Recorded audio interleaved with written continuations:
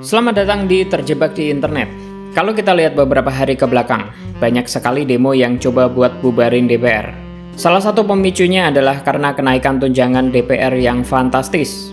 Tapi setelah gue telusuri dari berbagai sumber, pendapatan anggota DPR ini bukan tinggi dari dulu, tapi naik secara perlahan justru setelah era reformasi.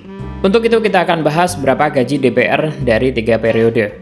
Dimulai dari zaman kemerdekaan Indonesia alias di zaman Presiden Soekarno, berlanjut ke Presiden Soeharto, dan hari ini. Yuk kita bahas lebih dalam.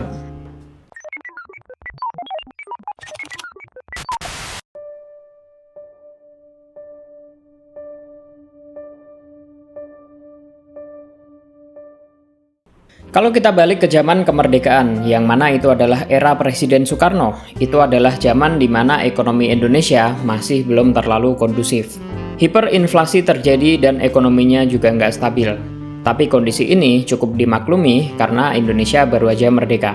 Dan ketika kondisi ekonomi nggak cukup stabil buat masyarakat, tentu saja itu mempengaruhi jumlah pendapatan anggota DPR pada masa itu. Menurut Historia.id menyebutkan bahwa anggota DPR yang bernama Bung Tomo adalah sekitar Rp3.000. Yes, kalian nggak salah dengar. Untuk konteksnya, pada tahun segitu, kurs terhadap dolar juga nggak seperti sekarang. Pada sekitar tahun 1956, dolar terhadap rupiah adalah sekitar Rp31. Yang mana kalau kita kalikan, 3.000 kali Rp31 adalah sekitar Rp63.000. Tetap aneh dan tetap kecil sebenarnya. Tentu ada yang bilang kalau zaman itu barang-barang masih murah. Mungkin benar dan mungkin nggak juga. Karena sebagai konteks, Bung Tomo sendiri bilang kalau pendapatannya itu hanya cukup untuk tinggal di ibu kota. Kata cukup ini sebenarnya bisa banyak arti. Bisa jadi beneran cukup atau bisa jadi cukup kekurangan. Tapi yang pasti nggak berlebihan. Gue juga belum punya data soal pendapatan masyarakat pada saat itu kayak apa. Mungkin juga boleh dibantu sama teman-teman yang lebih paham dan tulis di kolom komentar. Nah, kalau kita bandingkan dengan pendapatan wakil presiden pada saat itu, yaitu Bung Hatta.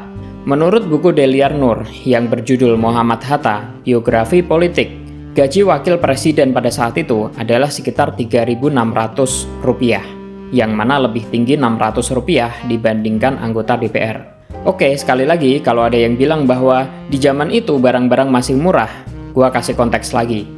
Bung Hatta pengen banget beli sepatu merek Belly, yang mana itu adalah favoritnya. Sepatu itu adalah sepatu bikinan Swiss dan tergolong keren pada masa itu. Tapi pada kenyataannya, sampai akhir hayatnya, sepatu ini tetap nggak kebeli. Pertanyaannya, cukup kaya kah? Tentu saja tidak, bahkan tergolong kurang.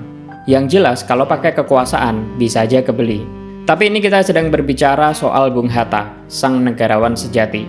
Terus gimana presidennya? Apakah kondisinya lebih baik? Nah, mari kita lihat.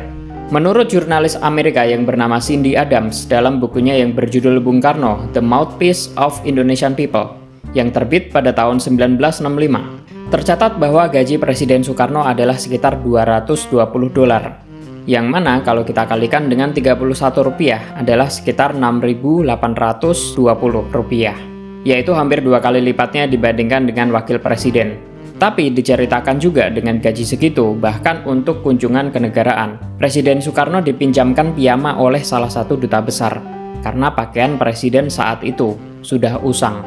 Oke, jadi itu tadi di zaman Presiden Soekarno ya. Sekarang kita lanjut ke masa Orde Baru.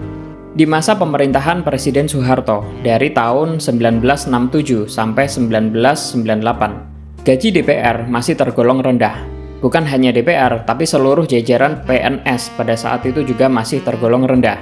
Mungkin kalau pernah dengar cerita orang-orang tua zaman dulu, pekerjaan sebagai PNS ini tergolong pekerjaan yang nggak populer, dan orang lebih pilih sektor swasta. Pada tahun sekitar 1977, gaji PNS pada saat itu adalah sekitar Rp17.000, yang mana itu cukup kecil. Kita geser lagi ke presiden. Awal jadi presiden, gaji Presiden Soeharto adalah sekitar Rp75.000, dan di tahun 1979 naik jadi Rp3 juta per bulan. Di akhir jabatannya, Presiden Soeharto dapat sekitar Rp30 juta per bulan. Dari data yang gue cari, gue nggak menemukan gaji DPR pada era Orde Baru secara spesifik. Tapi kalau kita pakai perkiraan sebelumnya, gaji DPR adalah setengah dari pendapatan presiden. Sebenarnya, rendahnya gaji pada masa Orde Baru ini ada maksud politik di belakangnya, yaitu adalah kekuasaan. Pegawai pemerintahan pada saat itu dilarang untuk korupsi atau akan berhadapan dengan konsekuensi yang serius. Nah, dengan cara ini mereka nyari-nyari cara gimana mendapatkan duit tambahan. Yang pasti bukan dengan korupsi dong, tapi dengan loyal dan dekat dengan presiden.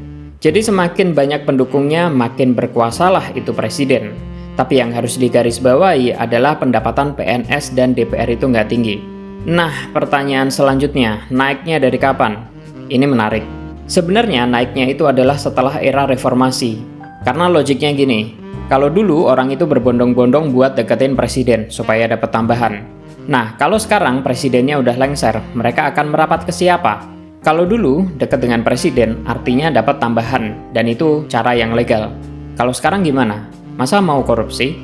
Korupsi kan kriminal. Syah. Maka dari itu mereka kemudian bersepakat untuk menaikkan gaji bersama dengan tunjangan mereka. Tunjangan ini termasuk rumah, transportasi, kunjungan, dan lain-lain.